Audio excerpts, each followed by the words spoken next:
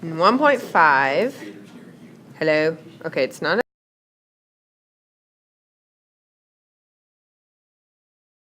All right. 1.5, we are dealing with more absolute value, but this time we're actually dealing with absolute value equations, so we're going to solve them. Now, a difference between absolute value equations and just other equations are the absolute value equations have two solutions. They can have two. Most of the time they do. Whoa, whoa, whoa, whoa. Every once in a while they won't, I'm telling you. This stylus isn't going to last through the day. It's like tearing. Okay. Does that get worse with your finger or something? It's just not as neat, but that's fine. All right, so when we solve, our first goal is to get everything that's in the absolute value, or everything that's not in the absolute value, on one side, and then the absolute value on the other one. So is that how this is set up? We've got absolute value one side, everything else the other side? Yes. So we're good to go on that. Now, for absolute value, we're going to split it into two different equations. Because we're going to take it out of absolute value. We're going to split it into one where the absolute value equals the positive right side, and then we'll split it into one where it equals the negative right side. Okay, and then we just take whatever's in absolute value out. So we'll have that 2y minus 4 equals 12, and 2y minus 4 equals negative 12.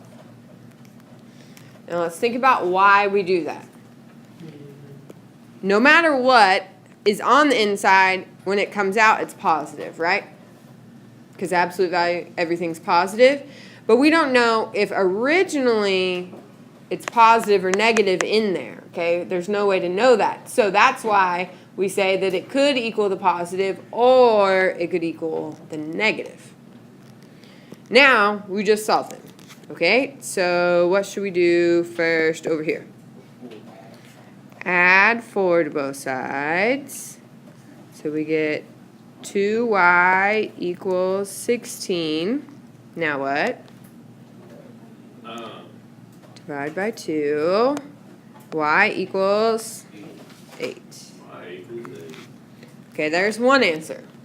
Now we got to get the other answer. Okay, so over here we do the same thing. We'll add 4 first.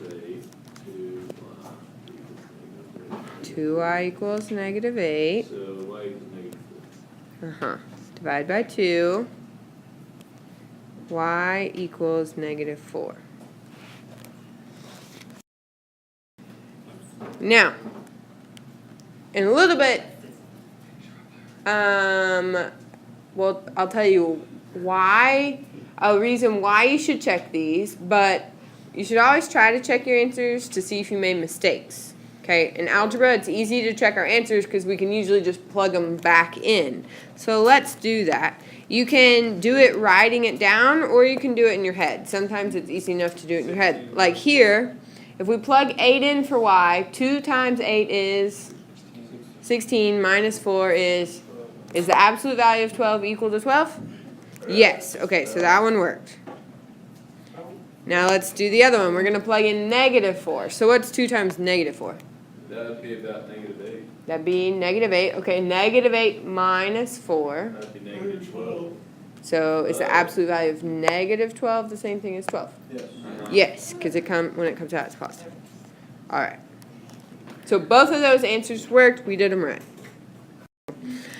All right, now we're going to solve this equation. The difference between this equation and the last one is that it's got extra stuff around the absolute value. So what we need to do first is what this little hint over here says. We need to isolate the absolute value on one side of the equation. That means get it by itself. We need to move everything else out. So minus 3. Okay, so we need to move the 3 and the negative 5 to the other side first before we do anything else. So which... Negative 2. Hold on, which should we do first? The 3 or the negative 5? Definitely The 3 is attached to the absolute value. The 5 is hanging out at the end. We actually want to move the 5 first. Well, that's close. Yeah. So 15. Yes, so 3 absolute value for W minus 1 equals 15. Hold on, what's between the 3 and the absolute value? Multiplication, so we should divide. By 3, yes. So the absolute value of 4W minus 1 equals 5. Hold on. Ooh, we gotta do that. At this point, is the absolute value on one side, everything else on the other side? Just about. Yes. So now we'll do our splitting thing. Okay? So we'll take it and say, sorry, that's stylist's fault, I promise. Okay, equal to the positive right side and equal to the negative right side. And then we just take what was in absolute value out. So 4W minus 1 equals 5, and 4W minus 1 equals negative 5. So 6 divided by 4. Well, we'll get there. Let me catch up to you. So I'm adding 1 to both sides because that's farthest away from the variable. 4W equals 6. Divide by 4, divide by 4. What'd you get? W equals 1.5, or if you reduced it in the fraction, it'd be 3 over 2. Either works. I'm done. Add 1 to the other one. Let's write D in. 4W equals negative 4. That one comes out prettier. D in E. I don't know about that one. So I got 1.5 and negative 1. Alright, let's check these two answers. Always check them in the original. The negative 1, we can probably do that one in our head. So let's try that. So what's 4 times negative 1? Oh, about Negative 4 minus 1 is negative 5. Okay, what's the absolute value of negative 5? 5. Okay, 3 times 5 is 8, 10, 15 minus 5 is 10. Okay, so that one worked. Remember, if doing it in your head is too much, write it down. Like the next one, it's decimal. So I'm going to write it down just to try to help keep track. So I'm checking. Okay, so 3 absolute value, 4 times 1.5. Oh, no. Keep recording. Minus 1, absolute value, minus 5 equals 10. What's 4 times 1.5? That's about 6. 6. Okay, so if that's 6, what's 6 minus 1? 5. Is this working? Yes. Because then we'll get the 15 minus 5 again. And that'll equal right at 10. Right at 10. 10 does in fact equal 10. So we didn't mess up. We're good. We found both of our answers. I already knew that. Good job. So, when you're doing your homework, first of all, get the absolute value by itself. Okay, so like up here, we moved these. Then you split it into the 2, and you set it equal to the negative and to the positive of the other side. Gotcha. We good on that? Yeah. All right. Let's take a break from notes, and you work on the first 4 problems of your homework. 2, 4, 6, and 8. All right? So it should be like maybe 10 minutes, and then we'll come back and finish. So far, we've only checked your answers because to make sure you didn't make mistakes. But there's actually another reason to check them, because absolute values, sometimes they produce false solutions. That's just because the way they are. Can't really help it. That just happens. The math word for this, we call these extraneous solutions. If you notice, the first 5 letters of the word extraneous are extra. Extra. They don't apply. Extraneous. I say extra before I say anything. Solutions.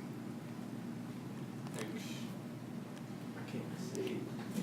EXTRANEOUS. Solutions. Like, for example, over here, it has that an absolute value equals a negative number. Is an absolute value ever going to come out to be a negative number? No. So that one, there's no solution. You can't plug any number in for x that's going to make that work. I mean, we could solve it. We could follow our same steps, but it's just When you plug them back in, neither will work, okay? So, like in cases like that, there's extraneous solutions, things that don't work. So let's go to the back and we'll... Another page tomorrow. No. We'll just finish this page. So, example 3 here. We'll follow our normal steps just at the end. We definitely have to check them. If your book says check for extraneous solutions, that means they're going to trick you. There's going to be extra solutions. So, first question, is there anything we need to move right off the bat because it's by absolute value? No. No. So now we can go ahead and split into our 2. Oh my goodness, that's supposed to be an arrow. It's so frustrating. Oh, stupid. Okay, anyways.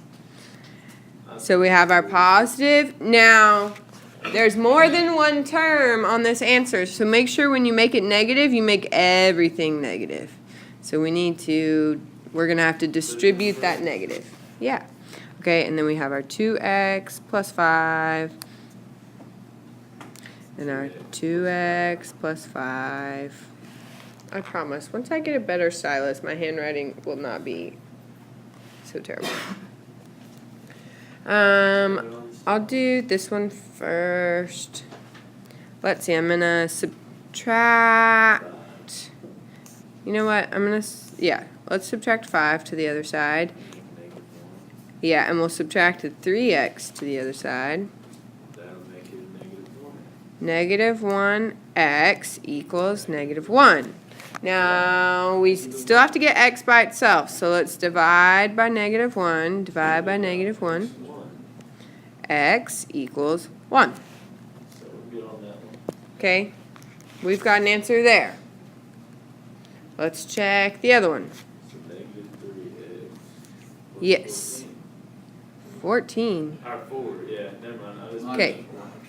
Yeah, minus 4. I don't know where that thing came from. Okay, so we have to distribute 2x plus 5 equals negative 3x minus 4. Hum-de-dum-dum-dum. So I'll do the same thing. So I'm going to subtract 5. Subtract 5. This time I'm adding 3x. Add 3x. So negative 9. 5x equals negative 9. 5, yeah, 2x plus 3x. Yeah. What's negative 9 divided by 5?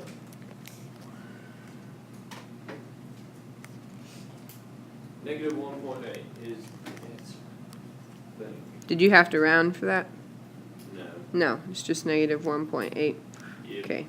If it ends up being like a really long decimal, instead of rounding, just use the fraction when you check. Oh. Okay?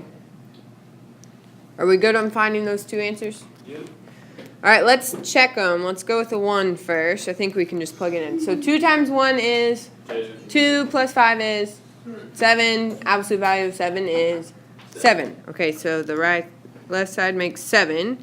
Let's check the other side. 3 plus 3. 4 equals 7. Yeah, 3 times 1 is 3 plus 4 is 7. Okay, so that one worked. Okay, that's good. Okay, that one is a solution. Now the other one, sometimes they have extraneous, sometimes they don't. So don't just assume that if one is right, the other one's not. Okay, we got to plug it in. Now that's a decimal though, so I'm going to write it down. 2 times. Yeah, tell me, what's 2 times 1.8? 3.6, and then, I got, okay, plus 5. 8.6 on one side, Okay. and then. Okay, so he said this is 3.6 is what you said. Yeah. Sorry. 3.6. 3.6 plus 5 is absolute value of 8.6. Way ahead, and you confused me. Sorry. But it's not minus. Okay, so 5. It's negative. Oh, that makes... Oh, we messed up. We messed up. Yeah. Erase. So it's negative 1.8. So that makes it negative 3.6. Thank you. That makes for the it correction. negative 5, or No, 8.6, right? No. No. It makes it 1.4? Yeah. Yes? No. Okay. So we've got 1.4. That equals, we've got a negative over here. So 3 times negative 1.8. What's that? 3 times negative 5.4. Negative 5.4. Mm-hmm. And negative 5.4 plus 4 gives us negative 7.8. 1.4. Close enough. That absolute value, is it going to equal a negative number? No. So that means no. That is an extraneous solution, so we only have one answer on that one. Either way, we knew it was going to be wrong, so. Yeah. Lucky. Lucky for you. Okay. So what do we put whenever it's like that? So you just circle the answer you get. If neither of them work, then it's no solution. That's your answer. Gotcha. Okay. But if one of them works, that's your answer. Let's do the other one real fast. Is the absolute value by itself? Yes. Yeah, so we can go ahead and split it into 2. Okay. So we'll have the x equals the x minus 1, and then we'll have the x equals minus times all of x minus 1. We'll have to distribute again. So negative 1 plus 1. So x equals negative x plus 1. Go ahead and solve those. I'll do the positive one first. X equals 1 on the positive 1. Well, we get, what's x minus x? Negative. Oh. 0 equals negative 1. That one does not work. Well, but we still gotta check the other one. Okay. So the other one, when we add x, That would equal 2x. 2x equals 1 Well, it'd be 1x. divided by 2 divided by 2. Equals 1. X equals 1/2. Yeah. So if we plug that in, I'll write it out. Absolute value of 1/2 equals 1/2 minus 1. What's 1/2 minus 1? Negative 1/2, or negative 0.5. And absolute value of 1/2 is 1/2. Do those equal each other? No. No. So that one doesn't work. So what's our answer here? No solution. No solution. All right. So now you can do your homework through, I think it's number 14. So, no, it's like 4 more problems. You can take a nap after school on your couch now, because you can finish your homework in class. Well, this half of it. We'll do all the rest of the notes and the rest of the problems tomorrow So are we going in to class. If you